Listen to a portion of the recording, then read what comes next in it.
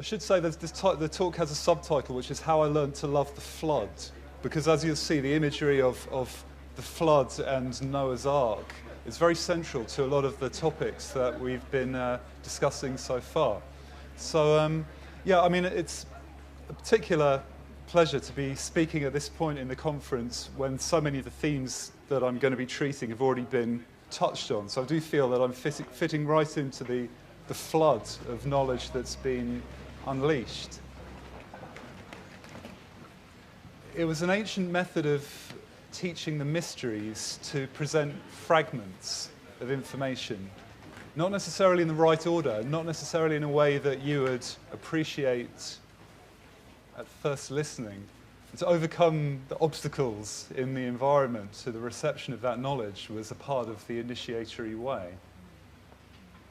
So in the time available, I can only really give you the building materials and a sketch of the plan of the work. It's for you to create your blueprints and to discover how to work the stone, to be both the architect and the master builder.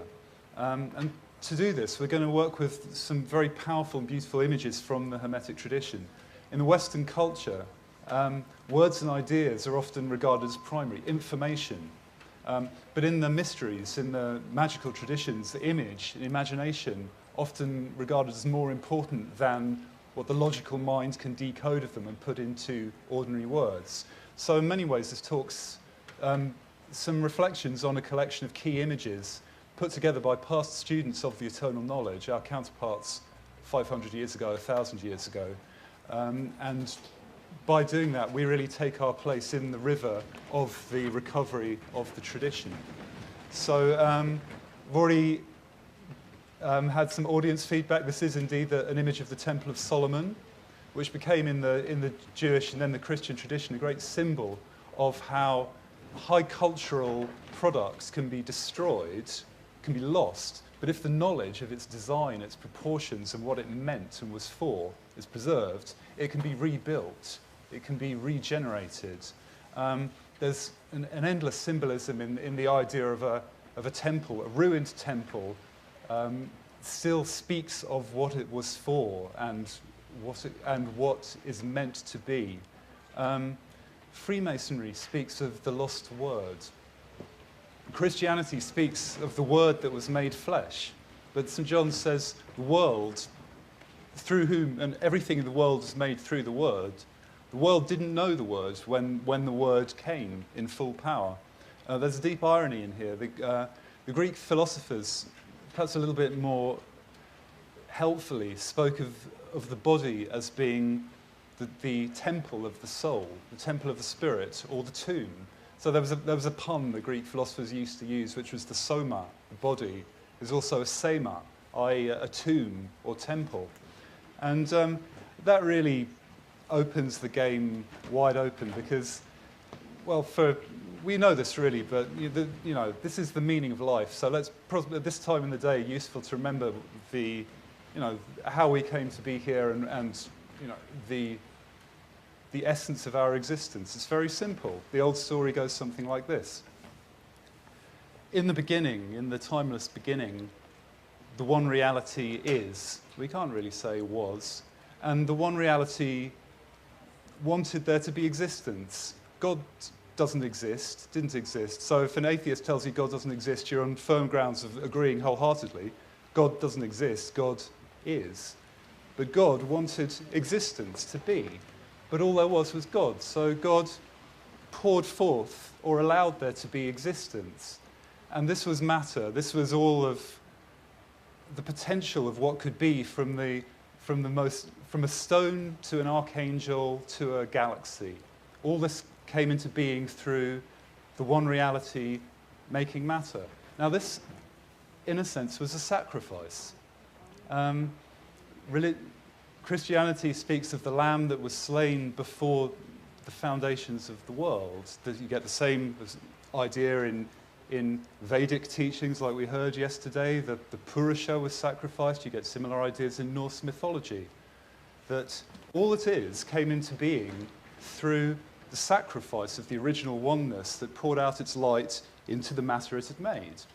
And in simple terms, this means you make your bed and you have to lie in it. The one being wanted there to be a world, and what that meant was suffering. Crucifixion is the correct term in Christian mysticism.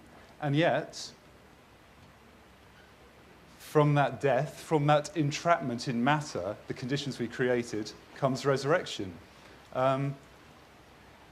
Like the shell that remains when the snail has gone, you could say that matter shows the spirit that formed it and that gets trapped in it and can then be released when the form dies. And a new form will be built. You can see it in reincarnation. You can see it in the changing of epochs. This primal symbolism of form and matter is what this symbol of Solomon's Temple is really all about. And perhaps the second point to make about that is what is true of the whole universe is also true of the human body, and it's also true of a temple or tomb, and it's also true of language or a letter. So anything I'm saying about words is also true of the body, is also true of the universe. Useful to bear in mind. So, all right, the ancient wisdom. Well, what is it? It's very hard to get a concise description of the wisdom, one of the reasons being that most students who studied it in depth swore oaths of secrecy about it in our traditions. So here's a quote I picked almost at random from Cicero, the philosopher and politician who was also an initiate. I shall say nothing of that sacred and august Eleusinian, into whose mysteries the most distant nations were initiated, nor of the solemnities in Samothrace or in Lemnos, secretly resorted to by night, and surrounded by thick and shady groves, which, if they were properly explained and reduced to reasonable principles, would rather explain the nature of things than discover the knowledge of gods. Now, that does make the important point that if you were a student of the mysteries, then as now, you weren't just told the old stories about the gods and the myths, you were taught science, you were taught philosophy. It does create the false idea that the mysteries were a proto-science which dispensed with religion. No, much more correct to say the mysteries had a unified view of life which explained religion, science, art, and everything in one ageless and eternal truth. This is a famous illustration from Robert Flood's famous Utrius Cosmoque. It's called the Divine Monochord, and it obviously shows very clearly the view of the cosmos as a oneness from the heights, the highest harmonies, if you like, to the depths. So you can see at the bottom the four elements, and then you have the planets, and then you have the realms beyond the planetary. Now, some of you may have been asking yourself this weekend, I know I have, why should I believe in the ancient wisdom? These are beautiful ideas, but I need more conviction. One beginning is that the ancient wisdom is like the trunk from which all other sciences you could imagine branch out. If the ancient wisdom, the unifying truths, were not true, everything else we believe would fall apart. And the great symbol of the teacher of that unified truth was Hermes Trismegistus. I saw a wonderful image in the last presentation of Hermes with a similar hat like that on. You see him with his normal iconography. He's got the little model of the world. Hermes is said to have a threefold knowledge of the cosmos. There's the double serpentid Caduceus. There's the Greek name for God, Theos, in the top. And one early modern scientist, philosopher, who had a very deep understanding of Hermes and Hermeticism was Francis Bacon. Not Roger Bacon, who we were hearing about before, but Francis Bacon. He wrote a wonderful argument for science and learning to King James, and his praise, his flattery of James. He was trying to get James to invest a lot of money into universities and science so that what we know of science could come about. Didn't quite happen in James's reign. His plan was picked up in Charles II's reign and became the Royal Society. But the foundations were laid in 1605 by Francis Bacon in this book, really. And he said, "There is met in your majesty a rare conjunction as well of divine and sacred literature as a profane and human. This is a little Hermetic pun. There'd been a conjunction of Jupiter and Saturn when around the time these words were written, representing the divine and the human powers. So this was a sort of Hermetic in-joke that was known in the circle. So as your majesty standeth invested of that triplicity which in great veneration was ascribed to the ancient Hermes, the power and fortune of a king, the knowledge and illumination of a priest, and the learning and universality of a philosopher. So they have the three realms of the universe of which Hermes or a Hermeticist is master. The philosopher who understands nature, the king who is a master of the human realm, and the priest who makes the connection to the divine. So there's years of meditation in this paragraph of Bacon. So another wonderful illustration from Flood of the harmonic worldview of the Hermeticists still persisting in the early 17th century. You can see there's God at the top, and then the divine mind, then the angelic hierarchies, and then the planets, and then the four elements, and Earth at the center in that way of seeing the universe. But it's quite useful, I think, because we were hearing in the last talk about alchemy and science and how alchemy seemed to fade and science arises, but actually science owes many of its best insights to alchemy. But there was a sense at the time that some of the wisdom was being lost, and at such times nostalgia often arises. So to reflect that even in Greek times, Hermes was a nostalgic figure. They were looking back to the fullness of the ancient wisdom, maybe not 432,000 years before or whatever, but many thousands of years before there had been a unified wisdom. And even in Greek times, the Egyptians felt it was being lost. They saw this rising Greek culture. They said, this is a childish and rather superficial culture. Famous quote of an Egyptian priest to the Greek sage Solon: "You Greeks have always been children without knowledge of antiquity or antiquity of knowledge." Because the Egyptian civilization persisted for thousands of years, they had a right to that snobbery, really. But at certain times in history, a certain key problem arises, and the wisdom was, whether it was in Egypt or Babylon or Sumer, was local. So people had wisdom associated with their mystery schools, their gods, but their gods were not the same gods as each other. So how could they find one truth? How could they find an eternal wisdom? And this became a kind of riddle, which the wisdom teachers of Alexandria attempted to solve. And in many respects, what we call the Christian religion is the outer showing forth of the mystery traditions of the time that were looking to find one truth, and which to some minds had to be represented by one God. So it's not coincidental at the same time that the Christians say the Son of God came on earth, the Roman emperors were setting themselves up as the Son of God. I suppose the final follow-on from this tension between spiritual traditions and the challenge to them came with the rise of science. Back in Greek times, you'd have the tension between divine and human. Now in the scientific age, you have the tension between the whole spiritual traditions and materialism. And a movement arose which set itself up to try and heal that split. And that's really what Rosicrucianism was all about. So the Invisible College, famous portrayal of the Rosicrucian movement. This illustration is found in a book called Speculum Sophicum Rhodostauroticum, which basically means mirror of the wisdom of the Rosicrucians. It's a hilarious picture, really, which illustrates the idea that, who are the Rosicrucians? Did they really exist? They're on the move. They're almost like a conspiracy, or like gypsies. You never know when they're in town. They move through cultures and societies. You can see up in the sky above the moving castle, there's the serpent bearer, Serpentarius, and the swan, Cygnus. There'd been supernovas in both those constellations in the decades before the Rosicrucian movement. So this was really saying, even the stars are saying a new age is dawning, and we are a sign of that. Beautiful emblem, dat rosa mel apibus. The rose gives honey to the bees. Who were the bees? The bees were the initiates or the students of Rosicrucianism.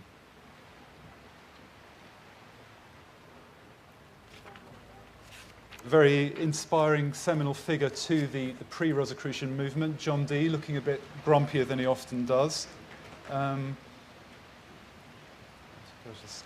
Now, one thing that's often forgotten about the wisdom in the early 17th century is that it was really associated with religion. This is Martin Luther's personal seal, and you'll see that it is actually a rose cross. So you've got the rose and the crucifix in the middle. This is not coincidental, because Martin Luther had an amazing idea. He was asking himself, why is Catholicism, why is Christendom falling apart? Which was the perception of his understanding of the vice that the church seemed to be falling into.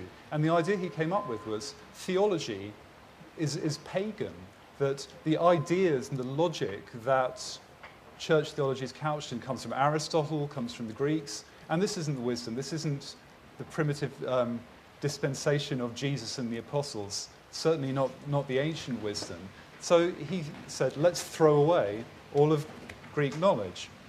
And Francis Bacon, the philosopher, and indeed the Rosicrucians, applied the same idea to science. They said, and Paracelsus indeed had a similar idea. Just like religion went wrong because people swapped spiritual truth for human ideas, the same happened with the sciences. We lost the ancient Egyptian wisdom, the perennial wisdom, for Greek and humanistic doings of the human mind.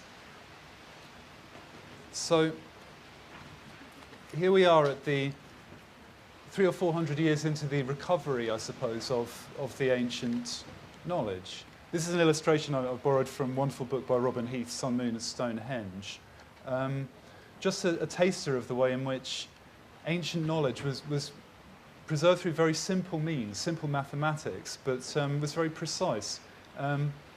Iamblichus, the Greek philosopher speaking about Hermes, said that Hermes wrote the scheme of the cosmos in 36,525 books. Now, if you put the decimal point in, you'll see that's 365.25, which is a very accurate assessment of the length of the solar year. If you go back into the ancient texts, you'll see many examples of precise astronomical knowledge coded into myth sometimes. So this, I come to a similar diagram from my study of 17th century texts. So I was fascinated to find this in Robin Heath's book, that you'll all be well aware of Pythagoras' theorem and that there are certain whole number ratios. So this is, the big triangle is the 5, 12, 13 triangle. And the smaller triangle is really 3, 12, 12.369. And that number 12.369 is the square root of 153, which is a mystical number you'll find in the Gospel and in ancient Greek mathematics. And the joy of this is that it was a practical tool, and Heath shows this quite clearly, that because there are 12.369 very closely lunations in a year, the number of moon cycles in a solar year, you can map from between the number of months, solar months and lunar months very exactly. And you can use a simple triangle, 5, 12, 13 triangle, as a calculator, as an astronomical calculator. And he reconstructed a primitive megalithic computer which works with a fair degree of accuracy by using such simple tools. Now, I'd say this is really just the tip of the iceberg of what was known at the time. It's just a page from Cornelius Agrippa's books of occult philosophy, really showing the very traditional Kabbalistic view of how the universe is constructed. There are different worlds. At the beginning, the original world, the world of names and of letters and language. So you see in Hebrew letters, different names of God. They're in fact the titles of the Sephiroth of the Tree of Life. And then below it, the spiritual hierarchies, the different elemental spheres, and the different kind of animals found below. So as above, so below. The archetypes of all that is are letters, really. So if you knew what a letter was, or a hieroglyph, you would have the primal codes which would explain everything you see around you in the physical world. language or the word is the key to the universe. So, without further ado, let's dip into some pictorial representations of the ancient wisdom in action. This is a scene that was referred to earlier of Moses in the desert. The Israelites have been afflicted by a disease, which is called the fiery serpents. They're perishing of this venomous disease. And Moses heals them by erecting a serpent on a pole. It's known as the brazen serpent. And it's almost the homeopathic principle that if you've been afflicted by snake bite can cure you. But there's a lot more to it than that. In particular, it shows Moses' deep connection to the Egyptian wisdom. It says in the Bible that Moses was learned in all the wisdom of the Egyptians, which was shown in his ability to beat the Pharaoh's priests in competitive snake magic, but that's another story. But the point to notice, the pole is a tau, which is the most primitive form of the cross, and more to be said. As I said, this is analogous to the Asclepius serpent, but it's a very persistent image, this serpent rising on the pole, or the tau pole.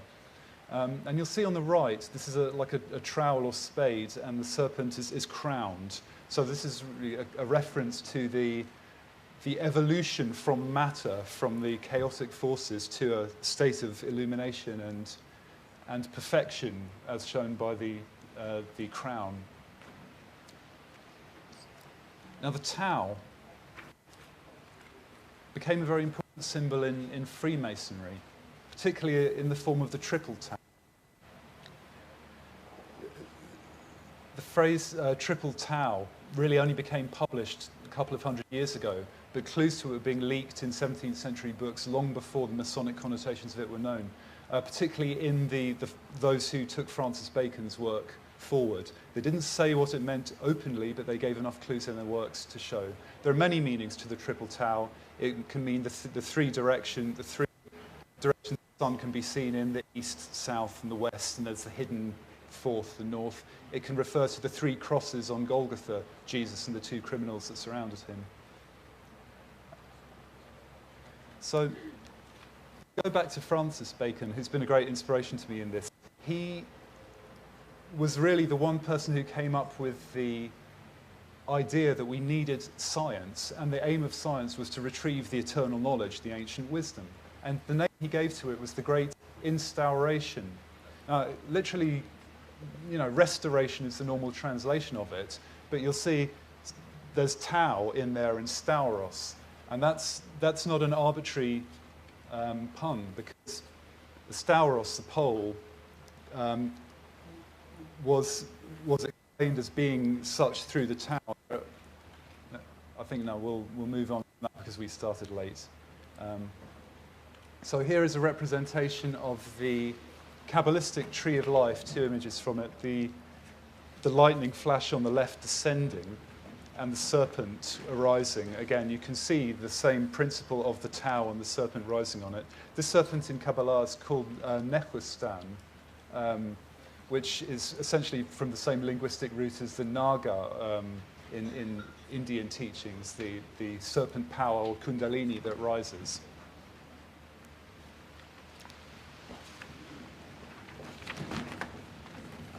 So we're starting to get some clues that a shape, the T or the tau, can be understood from a spiritual perspective, and also a number. The tau in Greek and in the Elizabethan English of the English Rosicrucians like Francis Bacon was the 19th letter of the alphabet, and therein hangs a tail.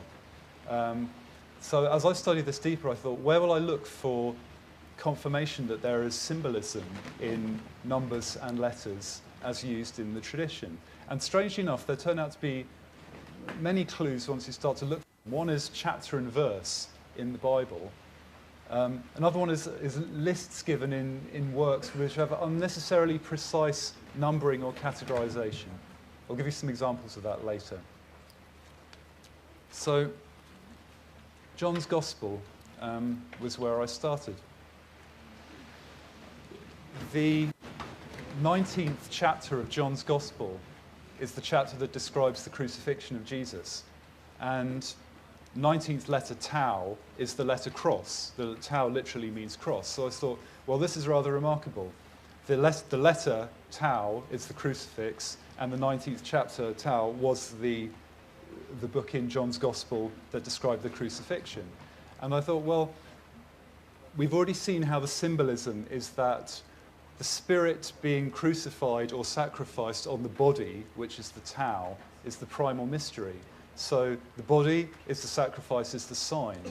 So rather remarkably, you'll remember that Pontius Pilate ordered that a sign be put above Jesus' head on the crucifix, which said, "Inri, Jesus Nazareth, King of the Jews." Now that sign of the sign that Jesus was chapter 19, verse 19. And the more that you go into it, the more that you see that the ancient record keepers encoded very specific knowledge into the scriptures. They're not accidental.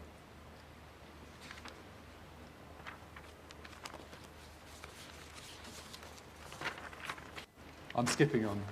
So I'd just like to show you a diagram which really opened up my understanding of sacred number. This will make more sense when I've read this. This is a passage from Bacon's New Atlantis. New Atlantis starts with floods, a tempest, which is really described as being an initiation, somewhat worse than we're having now. They're on a boat that leaves Peru. They get washed around in the seas and pitch up on an island, a magical island called Ben Salem. This is one of the first things that happens when they reach this island of sages. They get taken to a kind of quarantine house, the stranger's house. The stranger's house is a fair and spacious house, built of brick, of somewhat bluer colour than our brick. Some windows, some of glass, some of cambric oiled. He brought us first into a fair parlour above stairs, and then he asked us, what number of persons were we, and how many sick? And we answered, we were sick and whole, 51 persons, whereof our sick was 17. Okay, that's strange. 51 is 7 times 3, so exactly a third of the ship had been sick, exactly 2/3 were well. Right. He desired us to have patience a little and stay till he came back to us. Then he led us to the chambers which were provided for us, being in number 19, they having cast it, as it seemeth, the 4 of those chambers, which were better than the rest, might receive 4 of the principal men, so on and so forth. And modern academics ignore these numbers, but many of the 17th century works are full of these rather arch and cryptic use of unnecessarily precise numbers. And this is just a clue. I actually think this passage contains a system of cryptography, but it was just to show how the numbers that are generated by it serve as symbolic clues. If you've gone into the symbolism of Freemasonry, you'll notice that almost every number listed in the categorization of the sick bay described by Bacon refers to a key number in Masonic symbolism. But this was just to show that having found that 19 was important, 17 is as well. Why? Well, this brings us back to our letters again, to our ABCs. The Latin name for your ABCs was the Abecedarium. In English, it was called the Absi book, and for generations we learned our letters with something like this. There are many references in Shakespeare to it. You can see B on the one on the right, B is for bear, C is for cat, T is for Turk. And this idea of an Abecedarium, that a letter stood for a word, is of course deeply Kabbalistic, because we said the primal archetypes of all that is are letters and things that exist in the world. So it's a child's diagram, but also the Rosicrucians, a similar method for encoding conceptual letters.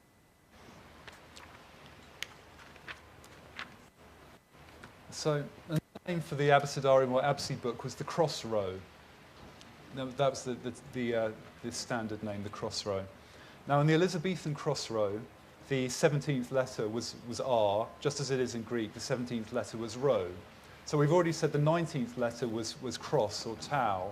So why is Francis Bacon such a fan of the number 17 and 19? Because you've got the row or rows and the cross. 17 and 19 are rows cross. So you'll find these little punning remarks on cross rows, rows cross in the old books. And they were meant to make the search for knowledge entertaining as you tunneled away and saw the connections.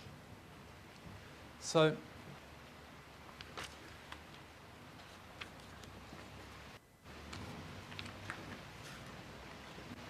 this is a rendition of what in Masonic symbolism is called the Royal Arch.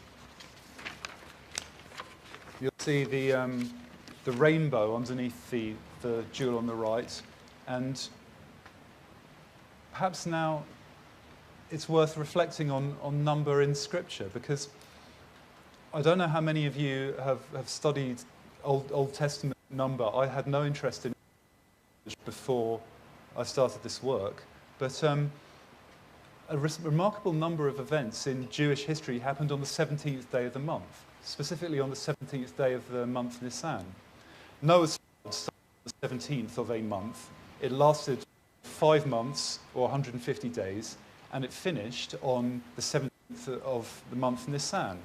Now, many years later, on the same day of the month, the Hebrews entered Egypt. Again, on the 17th of Nisan, they departed from Egypt. So the East parted, and the Israelites passed through, and the pursuers were drowned. And so you see, just as with Noah's flood, bad world, almost all the world apart from Noah, his family and the animals were washed away and drowned, but the faithful remnant survived. The same thing happened on the anniversary, many years later, of Moses and the Israelites fleeing, preserved miraculously to start a new civilization. Now, many other events happened on the same date, but the most famous one was that Jesus' resurrection also occurred on the 17th of Nisan.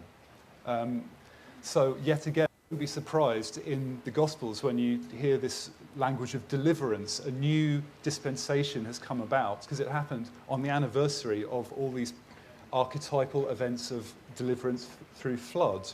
Another thing that had happened on the 17th of Nisan was the chosen people had tasted the first fruits in the Promised Land for the first time. So don't be surprised when you hear about St. Paul saying Jesus was a kind of first fruits of the new world, the new dispensation.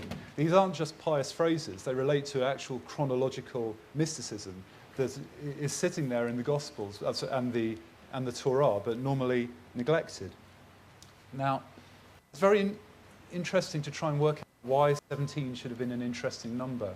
With 19, it was clear I had to pass over that the number 19 is the key to, you can still see if you're working out the date of Easter in the Book of Common Prayer, for example, that the sun and the moon operate on a 19-year cycle.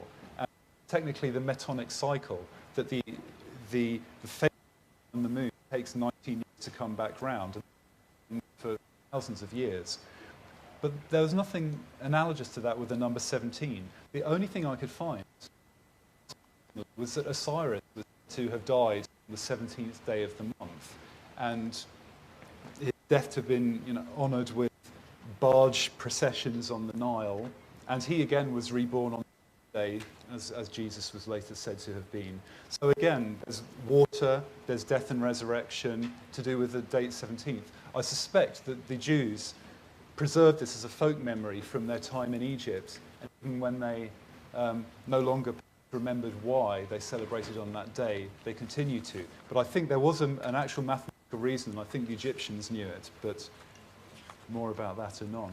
So to summarize these polarities, these numbers 17 and 19, these letters R and T, it really fits very neatly into the principles of sulfur and mercury that we heard about in the last talk. You've got the ark and the crucifix, the dove, because when the rainbow came out after the flood, you had the dove. Or dove and the serpent. Jesus said we've got to be innocent as doves and wise as serpents.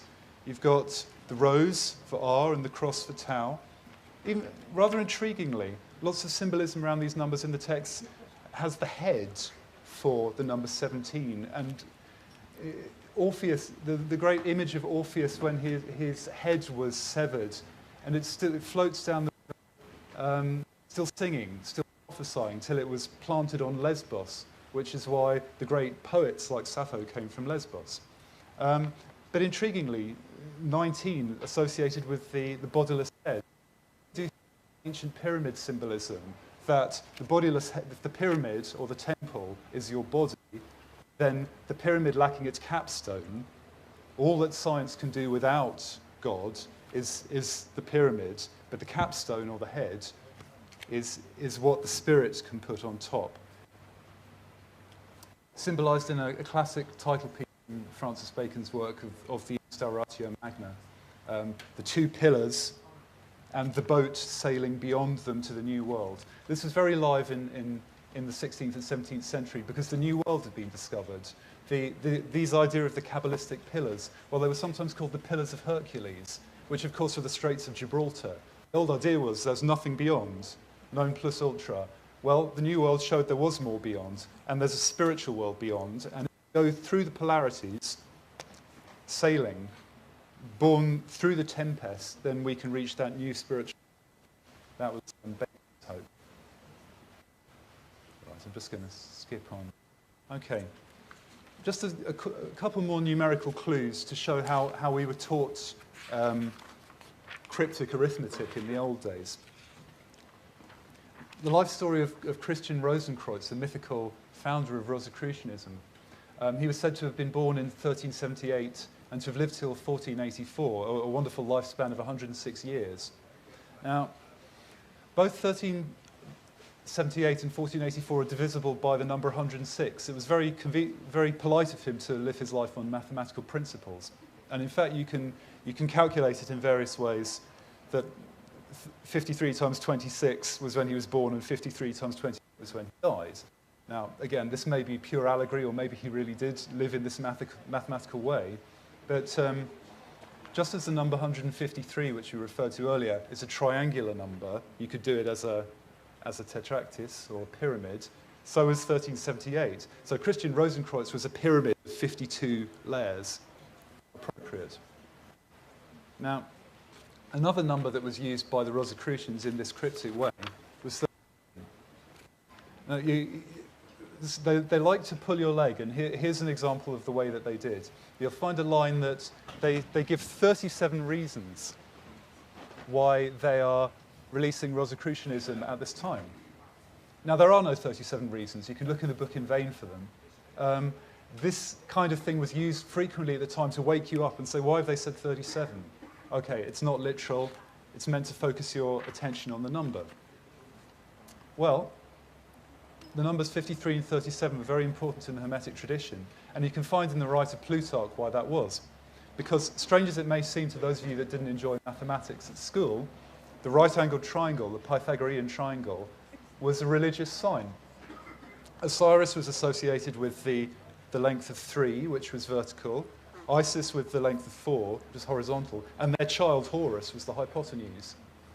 And the angles rounded to the nearest number of the Osiris-Horus angle of 53 and of Isis 37. So don't be surprised many times when you find the numbers 53 and 37 in the old texts. It's a reference to the Egyptian vision of the Trinity. Now, those of you that have studied gematria will know that 37 is a wonderful number because it's the root of a lot of special numbers, such as 666, which is not an evil number. It's the number of the sun. 777 is the cross, 888 is Jesus in Greek gematria, which we don't have time to go into.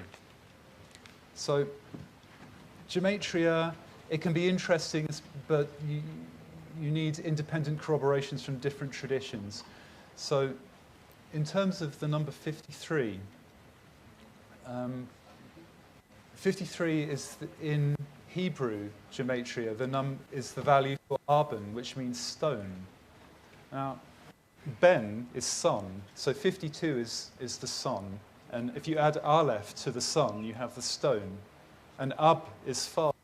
So this was a sort of numerological game or insight that the stone is where the Father and the Son meet. So if you think you have the Father as the originating principle of the sky and the Son as the realization on earth, the stone is the symbol for that union, and that's what the number 53 means. And that is the connotation of that number repeatedly in the text of the time. Another piece of biblical exegesis, 37, the other angle, is the value in gematria of Yechidah, which is the highest spiritual principle in Kabbalah. It's also the value of the name Abel.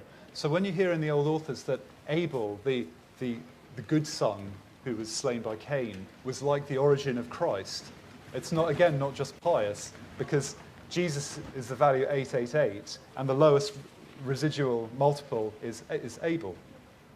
This is how they thought.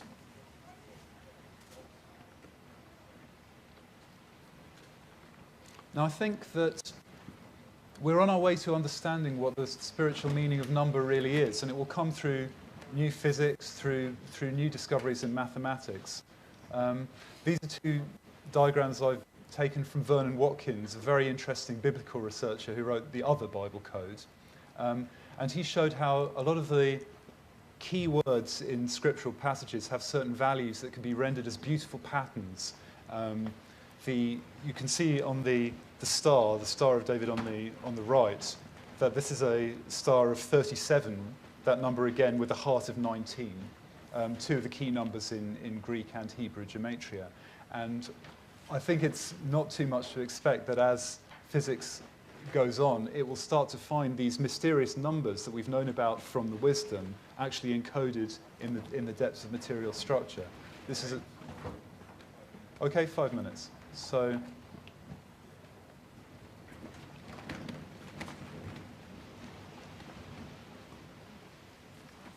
to return to Francis Bacon, this was the way he described what science ought to be. And I think science hasn't really risen to the challenge of that yet. He said knowledge is like a pyramid. It needs a firm base in experimental science, natural history. And then you do physics, which is what he called material and efficient causes. That's old-fashioned language for what we call science. If A, then B. If I heat something to a certain temperature, then B happens. And he was all in favor of that. His criticism of the old metaphysics was that metaphysicians wanted to fly from the base to the top without doing research in physics. You do the research, but then you go to metaphysics, formal causes and final causes. You know, it's not enough to understand how to make gold, even for an alchemist. You have to understand what gold is, and that is to understand the essences of things. And he said in effect, you shouldn't put the capstone on this pyramid. We have no idea whether science will teach us God's law, the one unifying law of nature, but we can know it's there. The capstone can't be put on from below, but it can certainly be brought down from above. Another image he used classically in the Kabbalistic and Hermetic tradition was he said we need ladders of intellect to ascend and descend. And his view of science was you do research in physics, and then you go to metaphysics, and then you check it by coming back down to physics. You're ascending and descending Jacob's ladder, as it was called traditionally. It's a wonderful vision that on the one hand you had the wisdom teachers, the Rosicrucians, and on the other hand you had the scientists trying to build a bridge to it. And I don't think that bridge was built at the time. I still don't think it's been built. Events like this are a harbinger that the time is on the way when that bridge will be built. So just to finish again with an image of Royal Arch. The capstone missing there that needs to be replaced. This is you can see the rendition of Hiram of Tyre, and also the reference to Hiram Abbott, who was slain. I think for time reasons I'm going to have to leave that. So I'm going to finish with an inspiring image of the same passage through the Pillars of Hercules that we saw earlier. The polarity, the alchemical polarity between the sulfur and the mercury, between life and death, all these oppositions. We mustn't avoid them, as we were told in the last talk. We must stand in the polarity and move through it to the new world. We must, in respect of our current situation, we have religion or moral issues, science or technical issues. We mustn't shirk the battle. And there's one problem that's often found in eternal knowledge, that we develop a culture of our own with information and ideas we like, but does it really work? Is it scientific? And does it really elevate us and make the world a better place? Is it religious? But if it meets both those challenges and can sail through it, then we are on our way to the new Atlantis, to the new world. So, having made our way through the flood, I think that's a good place to end. Thank you very much.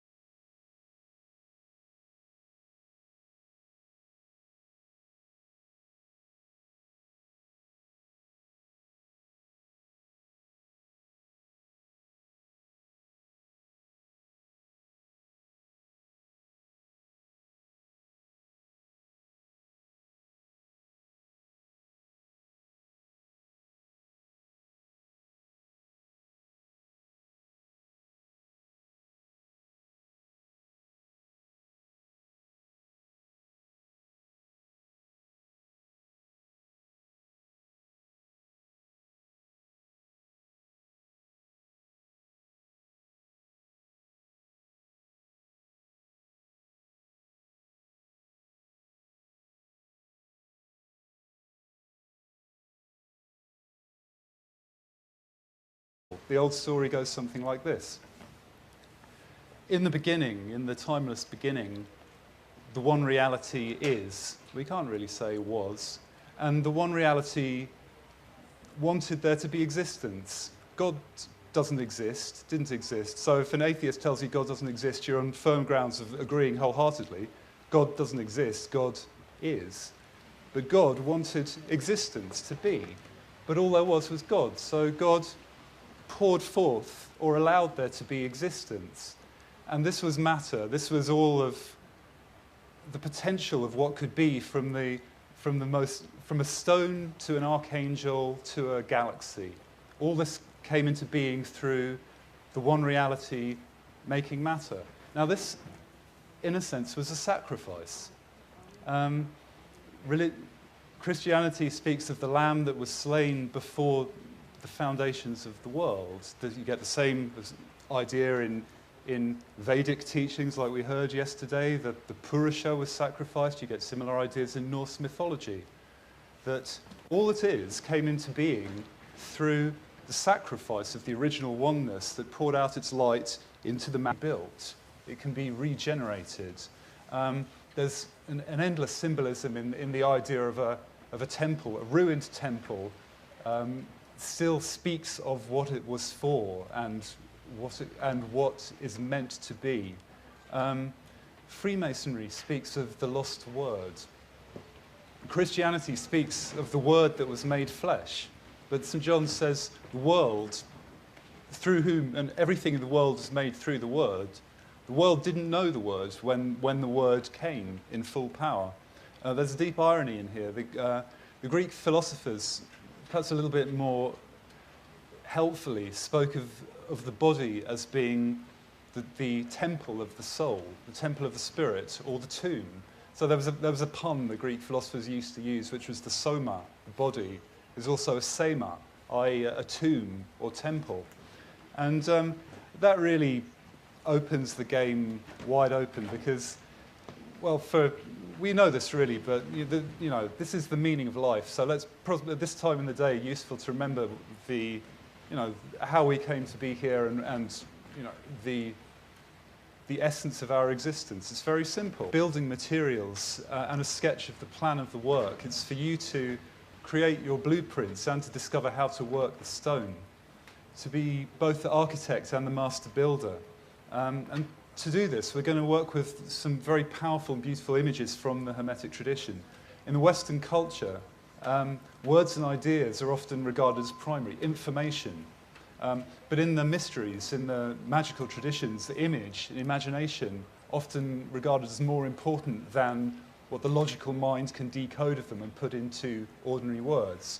So in many ways, this talks some reflections on a collection of key images put together by past students of the eternal knowledge, our counterparts 500 years ago, 1,000 years ago. And by doing that, we really take our place in the river of the recovery of the tradition. So we've already had some audience feedback. This is indeed an image of the Temple of Solomon, which became in the Jewish and then the Christian tradition a great symbol of how high cultural products can be destroyed, can be lost, but if the knowledge of its design, its proportions, and what it meant and was for is preserved, it can be reiterated made. And in simple terms, this means you make your bed and you have to lie in it. The one being wanted there to be a world, and what that meant was suffering. Crucifixion is the correct term in Christian mysticism. And yet, from that death, from that entrapment in matter, the conditions we created, comes resurrection. Like the shell that remains when the snail has gone, you could say that matter shows the spirit that formed it and that gets trapped in it and can then be released when the form dies. And a new form will be built. You can see it in reincarnation. You can see it in the changing of epochs. This primal symbolism of form and matter is what this symbol of Solomon's temple is really all about. And perhaps the second point to make about that is what is true of the whole universe is also true of the human body, and it's also true of a temple or tomb, and it's also true of language or a letter. So anything I'm saying about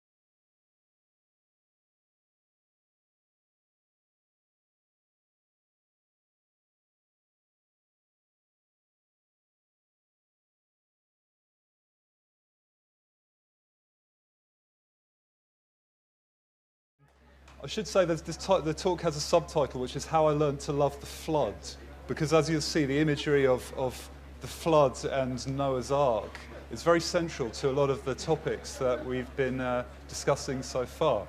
So, yeah, I mean, it's a particular pleasure to be speaking at this point in the conference when so many of the themes that I'm going to be treating have already been touched on. So I do feel that I'm fitting right into the flood of knowledge that's been unleashed. It was an ancient method of teaching the mysteries to present fragments of information, not necessarily in the right order, not necessarily in a way that you would appreciate at first listening, but to overcome the obstacles in the environment to the reception of that knowledge was a part of the initiatory way. So in the time available, I can only really give you the